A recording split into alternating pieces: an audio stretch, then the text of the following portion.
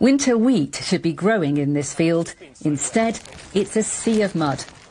October, when we normally sow this wheat, was so wet that we just didn't get a chance to put it in. So this field is just remaining bare all winter. That means more losses for this family farm after their yield sunk by a third last year. Well, this field is a business asset, so it's not earning us any money. If all our fields are empty, we can't run a farm because we're not getting any income. So it's really important that we have as many crops growing as we can. Extreme weather in 2024 left much of Britain's farmland unworkable.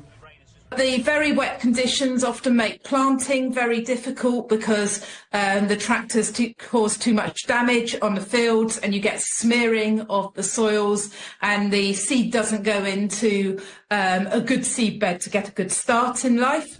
Soaked fields cause poor crop growth, long-term soil damage and can ruin planting. For the last 2 years we've had really wet autumns, and that's the time of year we plant most of our crops.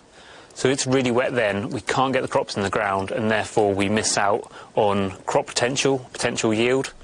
Last winter was England's wettest on record. At this Cotswolds farm, flooding wiped out an entire winter wheat crop.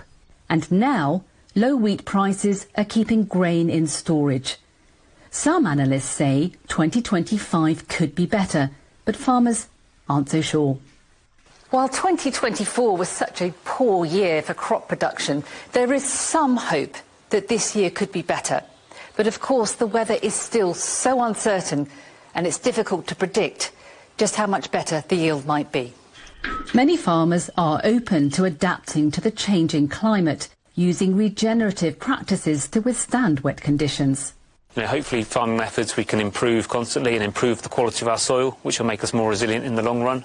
But that's quite a long-term goal, so we've just got to take small steps in that direction. Farmers can also plant different crops at other times or apply for government incentives to help the environment.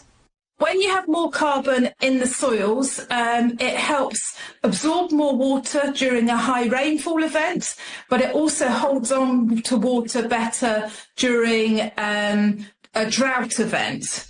But the alternatives are less profitable, so the hope is the weather is kinder to this year's crop. Kitty Logan, CGTN, Buckinghamshire.